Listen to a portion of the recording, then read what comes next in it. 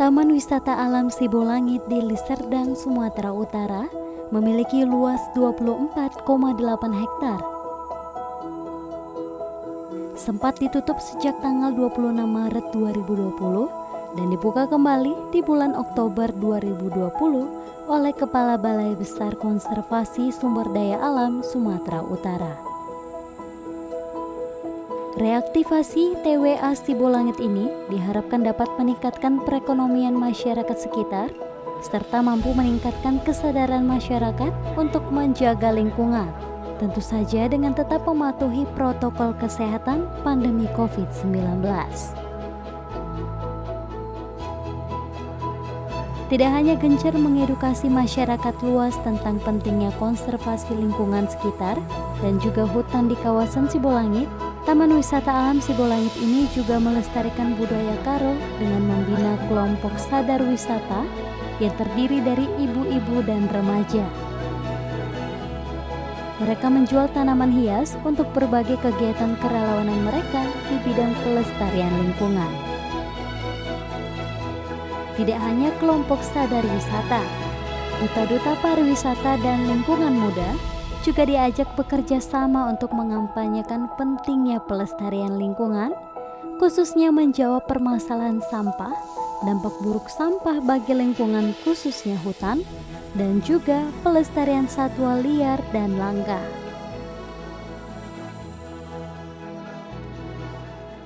Pemirsa, sampah menjadi persoalan yang dihadapi masyarakat global. National Geographic melaporkan masing-masing kota di dunia setidaknya menghasilkan sampah hingga 1,3 miliar ton setiap tahun. Diperkirakan oleh Bank Dunia, pada tahun 2025 jumlah ini bertambah hingga 2,2 miliar ton. Memperingati Hari Peduli Sampah Nasional atau HPSN Februari lalu, Balai Besar Konservasi Sumber Daya Alam Sumut, Direktorat Jenderal Konservasi Sumber Daya Alam dan Ekosistem Kementerian Lingkungan Hidup dan Kehutanan melalui Resort Konservasi Wilayah Cagar Alam Taman Wisata Alam Sibolangit, Sumatera Utara, mengadakan edukasi konservasi lingkungan bagi masyarakat Sibolangit yang umumnya terdiri dari pelaku wisata alam. Sudah hadir bersama saya Pak Samuel Siahaan selaku Kepala Resort TWA Sibolangit, Sumatera Utara. Kita sapa bersama ya. Horas Pak. Horas. Apa kabar? Sehat. Sehat ya Pak ya. Ya. Bagaimana situasi pandemi agak pengaruh dengan pekerjaan Bapak sehari-hari? Iya, sangat berpengaruh dengan kondisi pandemi, tingkat kunjungan juga berkurang ke Taman Wisata Alam Sibolangit. Namun itu pun tetap ada kunjungan. Tetap aja ada ya Iya. Pak. Rata-rata dari mana Pak? Umumnya dari Kota Medan dan sekitarnya dan daerah Kecamatan Sibolangit. Pak Samuel, sebelum kita lebih jauh bicara masalah sampah di Sibolangit ya, Sumatera Utara, saya ingin mengajak kita semua untuk merenung sejenak kembali pada sejarah tercetusnya Hari Peduli Sampah Nasional ataupun HPSN, yakni peristiwa tragis di Cimahi ya Pak ya, Jawa Barat, di mana sampah ternyata menjadi mesin pembunuh ratusan warga di sana. Seperti apa sebenarnya sejarah tercetusnya HPSN ini Pak? Jadi Mbak Manda, tercetusnya Hari Peduli Sampah Nasional itu sebenarnya karena peristiwa kelam pada tanggal 21 Februari 2005 yang lalu, pas dini hari waktu itu di tempat di TPA Leu Gajah, Cimahi, Jawa Barat, di mana gunungan sampah itu menewaskan seketika lebih kurang 100 orang lebih tewas dan rumah juga dampak akibat sampah itu. Jadi berkat insiden itulah menjadi dasar Kementerian Lingkungan Hidup kala itu mencetuskan Hari Peduli Sampah Nasional. Baik, sekarang kita bicara Sumatera Utara, sendiri tempat tinggal kita saat ini. Akhir tahun lalu Pak Samuel, kita sama-sama tahu Medan dan juga beberapa wilayah di Sumatera Utara termasuk Kabupaten Deli Serdang ya, wilayah Sibolangit juga masuk ke Kabupaten Deli Serdang ya Pak ya. Ini juga terkena bencana banjir. Nah, pasti ini tidak juga lepas dari permasalahan sampah ya Pak ya. Selain sampah, bagaimana dengan kondisi hutan di Sibolangit? Jadi sebenarnya saya ralat dulu Mbak ya. Jadi untuk Desember lalu terjadi longsor utamanya di daerah Sibolangit umumnya. Kalau banjir tidak, cuma karena memang di Kecamatan Sibolangit terjadi longsor, khususnya di daerah Cagar Alam TWA Sibolangit. Memang karena kondisi saat itu curah hujan sangat tinggi dengan durasi yang cukup lama. Itu pun terjadi di daerah yang bertopografi curam umumnya. Tapi untuk kondisi hutan sendiri di kawasan Kecamatan Sibolangit relatif baik. Oh, berarti masih kondisinya baik gitu ya Pak. Nah, bagaimana sikap masyarakat di Sibolangit, khususnya di sekitar TWA Sibolangit itu terhadap sampah gitu? Bagaimana sikap mereka memandang sampah atau perilaku mereka terhadap sampah? Masih suka sembarangan Pak buang sampah? Memang untuk sikap masyarakat di daerah Kecamatan Sibolangit sebenarnya sudah mulai mengarah ke kepedulian gitu. Memang dari tingkat kecamatan sudah ada tim untuk kebersihan untuk mengelola sampah sendiri, di samping masyarakat-masyarakat yang memang kita sudah edukasi agar tetap membuang sampah pada tempatnya dan memilah sampah itu sendiri. Memang ada beberapa orang yang memang belum peduli terhadap sampah, tapi namun pun kita secara terus-menerus, secara bertahap mengedukasi masyarakat agar lebih kita peduli terhadap sampah itu sendiri. Ya. Sejak tahun 2018, TWA Sibolangit ini menjadi role model edukasi dan konservasi lingkungan oleh Balai Besar Konservasi Sumber Daya Alam Sumatera. Program apa saja sih Pak yang dilakukan? Jadi untuk Taman Wisata Alam Sibolangit sebagai role model edukasi konservasi lingkungan, sudah beberapa banyak kegiatan yang telah dilakukan. Yang pertama seperti edukasi sampah, kampanye sampah yang saat ini kita memang gaungkan, memang tidak hanya Kementerian Lingkungan Hidup dan Kehutanan, tapi semua kita bergerak untuk peduli sampah. Terus yang kedua ada beberapa kegiatan pendidikan penyuluhan konservasi sumber daya alam. Nah, kita tujukan kepada anak-anak sekolah di sekitar kawasan TWA dan Cagar Alam Sibolangit dan kepada masyarakat juga. Dan juga sejak tahun 2017 yang lalu, Balai Besar KSDA Sumatera Utara sudah mengadakan kerjasama dengan SMP Negeri 2 Sibolangit dan SD di sekitar untuk memahami pentingnya konservasi sumber daya alam. Terus yang ketiga kita juga ada beberapa kegiatan patroli kawasan konservasi agar terjaga kelestariannya serta memandu wisata yang berkunjung ke Taman Wisata Alam Sibolangit. Nah, itu juga bagian kegiatan kita sebagai role model. Terus yang selanjutnya juga ada kegiatan dari untuk penyelamatan satwa. Nah, jadi kalau di TWA Sibolangit ada pusat penyelamatan satwa yang memang satwa-satwa yang direscue atau diserahkan masyarakat yang khususnya yang dilindungi memang diselamatkan di situ. Itu adalah bagian kegiatan kita sebagai role model dan mengedukasi kepada masyarakat agar tidak memelihara satwa yang dilindungi. Nah, kalau ada satwa yang dilindungi boleh langsung diserahkan ke Balai Besar KSDA Sumatera Utara atau langsung diantar ke pusat penyelamatan satwa di Taman Wisata Alam Sibolangit. Contohnya Pak, contohnya yang biasa dipelihara oleh warga dan seharusnya itu diserahkan kepada pihak Bapak gitu di TWA Sibolangit, contoh satwanya yang bagaimana? Jadi dari pantauan kami dan selama berdirinya PPS Sibolangit sejak tahun 2016, umumnya masyarakat itu memelihara jenis satwa yang dilindungi seperti berbagai jenis elang, ada juga kakak tua jambul kuning, terus kukang, terus ada juga siamang, terus rangkong juga ada juga, terus burung rangkong. Iya, burung rangkong juga ada. Itu langka sekali Pak. Langka, termasuk banyakan itu dari wilayah timur Pak. Jadi Balai Besar KSDA Sumatera Utara sudah mentranslokasi atau kembalikan ke habitatnya beberapa waktu yang lalu.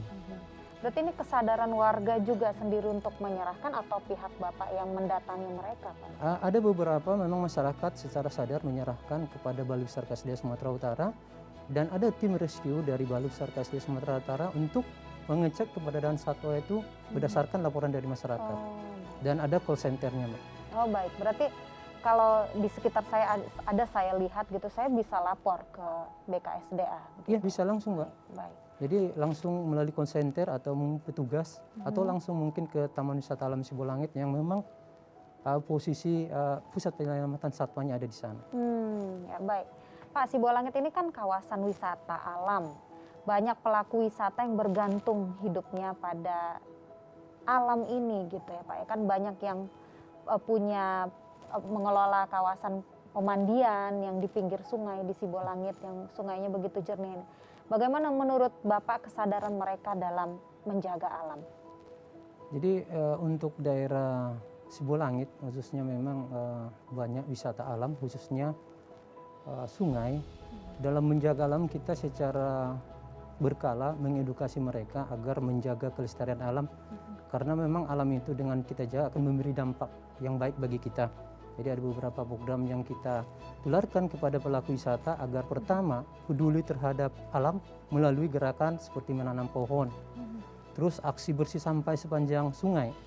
Nah, jadi dan juga kepada pelaku wisata kita mengarahkan agar lebih dalam pengelolaan sampah itu mengolah sendiri sampahnya, memilah sampah sendiri. Nah, itu selalu kita arahkan kepada pelaku wisata. Dengan wisata yang bebas dari sampah, niscaya akan kunjungan wisata ke depannya lebih banyak dan baik lagi. Nah, kita jeda dulu Pak Samuel, nanti kita lanjut lagi di segmen berikutnya. Baik pemirsa, seperti apa semangat warga Sibolangit dalam melestarikan alam yang memberi mereka kehidupan? Kita saksikan liputannya berikut ini.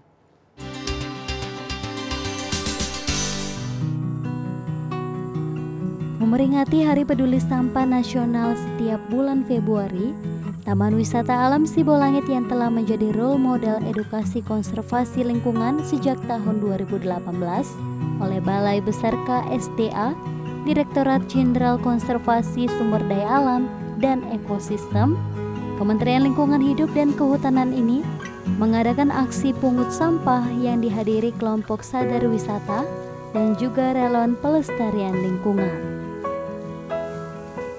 Mereka menemukan banyak sekali sampah yang ada di pinggir jalan raya menuju Taman Wisata Alam yang langsung berbatasan dengan hutan. Selain aksi pungut sampah, mereka juga diedukasi tentang cara pemilahan sampah dengan konsep 3R, reduce atau mengurangi penggunaan sampah plastik, reuse atau menggunakan kembali sampah yang masih dapat dimanfaatkan, serta recycle atau mendaur ulang sampah. Berbagai lapisan masyarakat Sibolangit hadir pada acara ini dan antusias menjaga alam. Karena mereka sadar, sebagai pelaku dan pengelola kawasan wisata alam Sibolangit, mereka harus menjaga kelestarian hutan dan alam. Pak Samuel, sampah jenis apa saja yang banyak ditemukan di kawasan Sibolangit, khususnya di sekitar TWA Sibolangit yang sering dikunjungi ya Pak? Iya. Jadi untuk jenis sampah yang sering kita lihat dan memang sering kita lakukan aksi untuk memungut sampah itu adalah sampah kantong plastik dan memang botol minuman kemasan plastik juga. Umumnya itu yang sering kita temukan. Jadi mungkin ada masyarakat yang membuang ataupun pengendara membuang sembarangan gitu. Itu untuk dua jenis yang itu. Jadi kalau kita khususnya pengunjung yang datang ke Taman Wisata Alam Sibolangit, selalu kita mengedukasi mereka setiap yang berkunjung. Yang pertama memang kita agar para pengunjung itu tidak membuang sampah sembarangan di kawasan hutan. Jadi kita udah ada langsung sampah memang pemilihannya langsung. Itu yang pertama. Yang kedua kita mengajak juga pengunjung agar memang mengurangi penggunaan kantong plastik. Nah, itu salah satu. Jadi harapannya juga kalau bisa pengunjung membawa tempat makanan dan botol minuman sendiri gitu ya. Supaya ini salah satu dari kepedulian kita atau sebagai solusi juga mengurangi penggunaan sampah plastik. Nah itu dia pemirsa, jadi kalau kita mengunjungi ya nggak mesti juga harus taman wisata alam begitu ya, tapi juga dimanapun gitu ya Pak ya. Langkah baiknya kalau kita menggunakan tempat makanan dan minuman kita sendiri gitu, ini dalam rangka untuk zero waste ya Pak ya. Nah Pak, tadi di tayangan juga kegiatan untuk memperingati Hari Peduli Sampah Nasional ini macam-macam ya yang dilakukan oleh TWA Sibolangit. Ada kampanye sampah dan juga perlindungan satwa liar yang dilakukan. Nah, ada satwa jenis apa saja sih Pak yang harus dilindungi, yang khas terdapat di Sibolangit? Jadi untuk satwa yang khas dan dilindungi TWA Sibolangit itu adalah jenis seperti ada kukang, benturung, kancil, dan jenis-jenis lain seperti juga burung seperti julang emas. Untuk daerah Sibolangit umumnya yang memang jenis satwa yang dilindungi. Jadi kalau kita melaksanakan kegiatan safari malam untuk pengamatan hidupan liar, jadi satwa-satwa seperti kukang, benturung itu bisa kita lihat di malam hari gitu. Aktivitasnya kadang pagi hari juga, kadang kita lihat jejaknya dan suaranya, dan kadang-kadang kita bisa melihat langsung. Oh, baik. Nah, adakah keadaan sampah yang misalnya dibuang di sekitar hutan gitu Pak, di sekitar TWA Sibolangit itu yang memengaruhi, ini sampah bisa memengaruhi habitat satwa liar itu nggak Pak? Nah, sebenarnya sampah itu bisa mempengaruhi gitu ya. Dengan kondisi sampah yang ada itu akan mempengaruhi dia tingkat kestresannya dan mungkin habitatnya itu akan terganggu, di mana nanti satwa itu akan bisa beralih ke tempat lain gitu. Memang tipe satwa itu lebih nyaman dia dihidup tanpa ada pengaruh sampah gitu. Nah, jadi ternyata berpengaruh itu. Jadi bisa menjadi stres kalau mungkin seperti di PPS, satwa kita yang kita rescue, kalau ada sampah dia akan berpengaruh tingkat kestresan satwa itu. Makanya kita upayakan untuk daerah Sibolangit secara bertahap dan secara terus-menerus untuk mengkampanyekan bebas sampah. Kita jeda lagi Pak, kita masih punya segmen terakhir. Pemirsa, apa kata mereka tentang realisasi Sibolangit Peduli Sampah? Kita dengarkan dalam tayangan berikut ini. Bahwa TWA Sibolangit ini kan selain dia wisata, dia di sini juga ada pusat penyelamatan satwa. Dan selama ini Scorpion sebagai bermitra dengan BKSDA dalam hal-hal penyelamatan satwa, ketika kita melakukan rescue, satwa itu kita titipkan ke PPS Sibolangit. Kemudian akan direhab, dicek, setelah layak maka akan dilepas liarkan ke habitatnya. Iya, jadi betul kita memang menetapkan TWA Sibolangit sebagai role model untuk edukasi lingkungan, edukasi konservasi. Kita tahu daerah ini sampai ke Brastagi ke atas kan adalah kunjungan wisata. Kemudian di sekitar sini juga ada SMP, itu menjadi binaan kita, termasuk beberapa SD di sekitar kawasan ini. Jadi kita mendidik, membawa anak-anak sekolah juga dididik di sini seperti apa dalam pengolahan sampah, pengetahuan tentang konservasi, pengetahuan tentang satwa-satwa liar maupun flora-flora seperti itu. Jadi kita kasih juga ilmunya.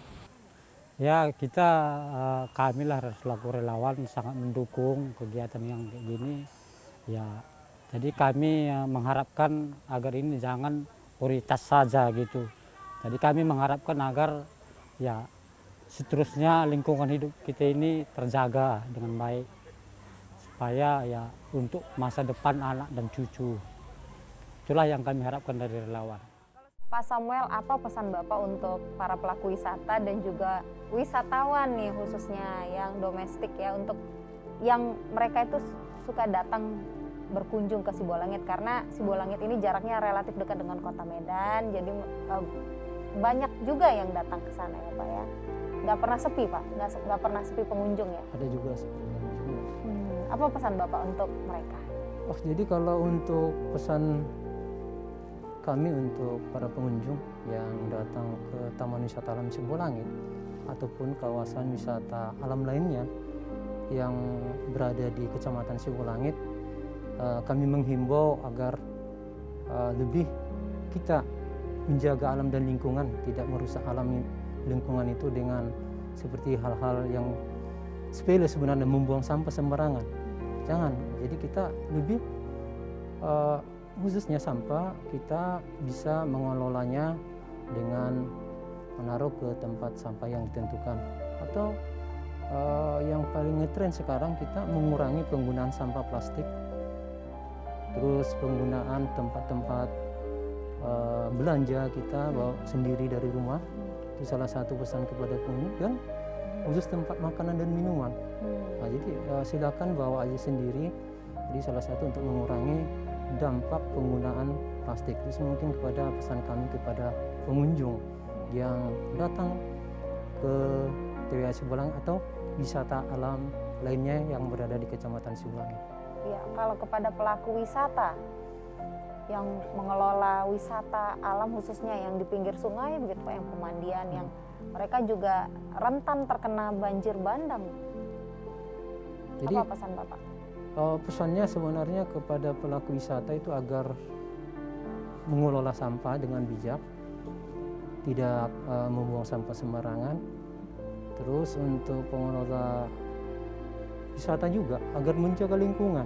Jadi sepanjang bantaran sungai itu kita wajib menanam pohon, khususnya pohon-pohon yang memang habitatnya untuk menjaga terkikisnya sungai. Jadi pohon juga itu harus perlu kita jaga lingkungan juga. Mungkin tempat-tempat mereka agar memenuhi standar yang ramah lingkungan dan kaidah-kaidah terhadap pendirian bangunan di pinggiran sungai. Tidak terlalu dekat dengan sungai, harus bisa mengatur jarak antara sungai dengan tempat-tempat atau pemondokan yang dibangun oleh pengelola wisata. Ya. Jadi Taman Wisata Alam Sibolangit, Balai Besar KSDA Sumatera Utara selalu konsen untuk acara-acara konservasi dan lingkungan untuk memberi edukasi kepada masyarakat. Yuk mari kita jaga sumber daya alam kita, bahwa sumber daya alam kita jaga ini akan memberi manfaat dan memberi kehidupan bagi kita, khususnya bagi pemirsa dan masyarakat di sekitar, dan khususnya Kota Medan dan sekitarnya juga ada pengaruh dengan menjaga alam kita bersama-sama. Ya, baik Pak Samuel Siahaan, terima kasih banyak sudah meluangkan waktu hadir di studio Selasar Budi. Mudah-mudahan sukses dengan programnya ke depan dan mudah-mudahan bank sampah segera terwujud di Sibolangit ya Pak ya. Ya. Baik pemirsa, mari kita bangun kesadaran kolektif tentang pentingnya pengelolaan sampah mulai dari cara yang paling sederhana sekalipun dengan menerapkan prinsip 3 ataupun 5R misalnya, yaitu reduce, reuse, recycle, refuse, dan replant. Refuse atau menolak penggunaan plastik saat berbelanja dan menggantinya dengan kantong ramah lingkungan misalnya, itu saja sudah menyelamatkan bumi tempat kita berpijak. Mari jadikan diri kita bermanfaat bagi orang lain, jaga kesehatan Anda dengan mematuhi protokol kesehatan. Saya Rahma Mandasari pamit, jangan lupa saksikan Selasar Budi selanjutnya, sampai jumpa.